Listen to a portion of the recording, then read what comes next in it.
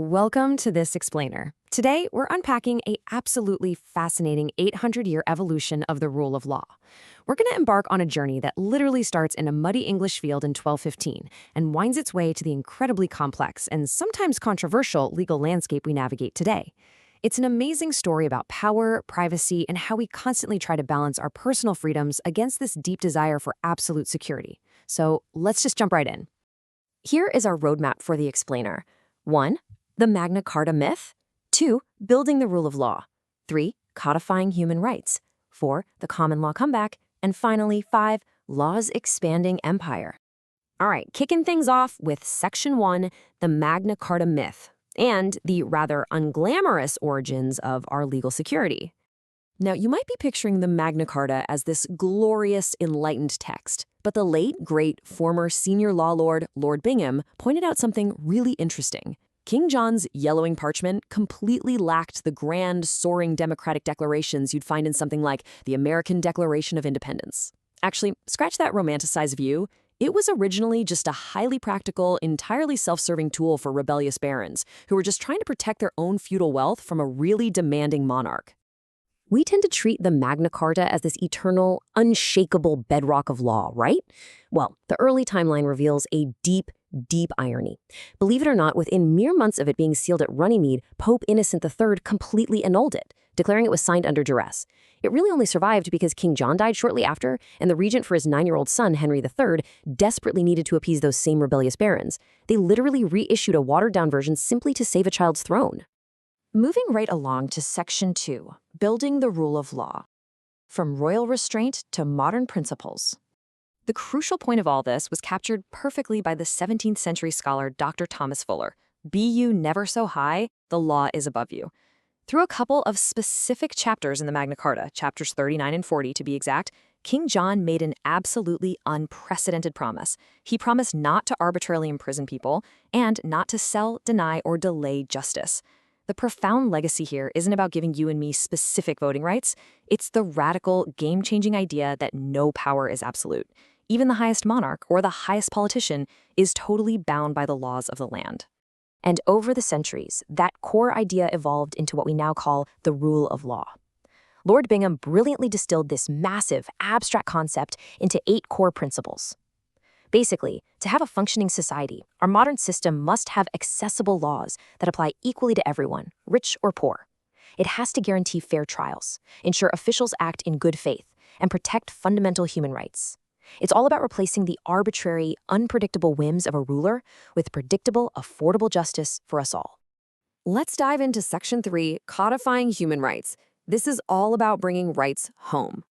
So, before the 1998 Human Rights Act, if you were a citizen in the UK and felt your fundamental rights under the European Convention were violated by the state, you were in for a rough ride. You faced the incredibly costly, agonizingly slow process of dragging your case all the way to the European Court of Human Rights in Strasbourg. But the 1998 Act fundamentally changed the game. It essentially brought rights home, allowing those exact same fundamental human rights to be enforced directly in domestic UK courts. Suddenly, everyday domestic disputes could be argued using codified human rights principles. It's fascinating to see the range here. On one hand, you had a student challenging her school's uniform policy so she could wear a jabab, invoking her right to education and freedom of religion. And then, on the exact flip side, you had the Countryside Alliance challenging a ban on hunting with dogs, invoking their rights to the peaceful enjoyment of possessions and privacy. The Human Rights Act provided this entirely new, powerful language to debate our societal clashes right in local courts. Which brings us to Section 4, the Common Law Comeback, how courts fill the gaps. Before the Human Rights Act, the common law actually had a massive blind spot when it came to privacy. Take the really tragic case of Gordon Kaye in 1991. The actor was lying in a hospital bed with a severe brain injury when journalists just barged in and photographed him. Astonishingly, English law had literally no general right to privacy to protect him. There was no remedy. But fast forward to the post-HRA reality. Supermodel Naomi Campbell was photographed leaving a drug rehab clinic. Because the courts had now absorbed the values of the Human Rights Act, she successfully sued the newspaper. The jab was finally closing. Traditionally, you see, if you wanted to stop someone from publishing a secret, you had to sue them for breach of confidence. but that required a pre-existing confidential relationship, like say between you and your doctor or your employer. It was totally useless against a stranger with a telephoto lens hiding in the bushes. The modern protection, heavily inspired by the Human Rights Act's right to respect for private life, completely stripped away that old requirement. Now the focus is entirely on whether the claimant had a reasonable expectation of privacy. The result of this shift was the birth of a brand new common law tort called misuse of private information. I love this because it proves that the common law isn't just some dead, dusty relic. It actively evolves to defend us horizontally. By horizontally, I mean citizen against citizen or citizen against the press, constantly weighing our right to privacy against competing rights like freedom of expression. All right, Section 5, Law's Expanding Empire. The modern paradox of absolute security. 700. Just let that sink in for a second. As highlighted in a really fascinating lecture by former Supreme Court Justice Jonathan Sumption, 700 is the staggering number of new criminal offenses created in just a single year, ending in May 2010. It vividly shows the relentless modern explosion of legislation. Historically, the law dealt with a pretty narrow range of issues: property, contracts, severe violence. Today, it penetrates absolutely every single corner of human life. Think about the incredibly heavy moral dilemmas we now just hand over to courts to solve. Take the heartbreaking case of Charlie Gard, a terminally ill baby where doctors and parents tragically disagreed on experimental treatment. In the past, this awful clinical and moral judgment probably would have been resolved between the family and the hospital. Today, doctors, completely reasonably fearing legal liability, turn to a judge for absolution. Or consider a young man who tragically paralyzed himself diving into a shallow lake. He sued the local authority, arguing they should have banned access entirely rather than just putting up warning signs. We are increasingly demanding that the law step in and eliminate all risk from our lives. So, what's the trade-off here? What are the true benefits and costs of this expanding empire?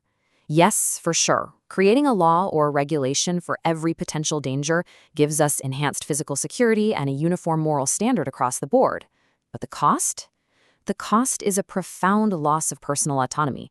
We are curtailing the scope of individual choice, and we're just passing off our complex, messy societal disagreements to judges, rather than rolling up our sleeves and solving them through the vital, everyday process of democratic politics. We're going to end our explainer today with this highly provocative thought from Jonathan Sumption. As we continuously demand that the state protect us from absolutely every risk, and as we construct this perfectly secure legal empire, have we inadvertently surrendered our political freedom and individual choices? It is a massive, massive shift from 1215, where the whole goal was to limit the state's power, to today, where we actively invite the state into every facet of our lives just to keep us safe. It's a brilliant paradox to consider. Thank you so much for joining me on this deep dive into the rule of law.